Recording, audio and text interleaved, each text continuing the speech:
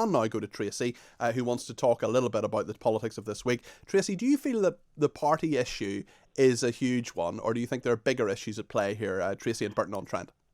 Hi, Peter. Hello. It's a wonderful life for me, by the way. Excellent. You're correct. Yes. The thing is, I think that the media, especially, I think they take the public. They think we're daft. It's not what people say, but it's what Boris is actually doing. The NHS is in a worse state now than it was this time last year. 5,000 fewer beds. We've got 12-hour waits in at A&E as an average at the moment. People are not getting the cancer care. 275,000 people waiting to go and see a cardiologist.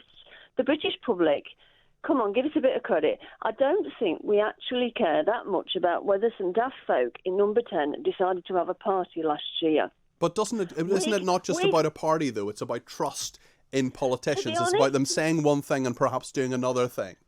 No, I think, to be honest, the British public know that virtually every single politician, lies out of habit. Does it matter to you if you can trust your politicians?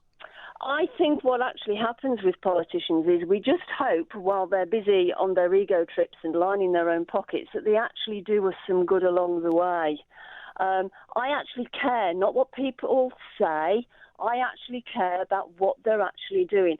To me, the biggest thing is, what has Savage Javid and what has Boris Johnson and what has NHS management done this last 6 months to make sure that the NHS has got surge capacity to allow us to cope with this? So that informs... Sorry to interrupt you, Tracey. I just want to ask you. So that informs the way you think about politics, perhaps how you'll vote at the next election. That informs much more than this issue, much more than an argument about parties or not having a party. Yeah. Let's be honest. This is not the first time. Michael Gove coming back from Portugal, telling us he was on a special trial. Boris Johnson trying to get out of it. The list goes on and on and on. And the British public just think, do you know what? We're bothered about what actually affects us. My next door neighbour spent 15 hours in A&E with her mother-in-law. Goodness me. Her mother-in-law. Her mother is in her 80s. Yeah. She's got fractures in her back. That's what matters. Not whether Boris's lot were stupid enough to think that they could have a party while the rest of us couldn't go and see our relatives. Okay. Yes, it's bad, but you need the media need to start.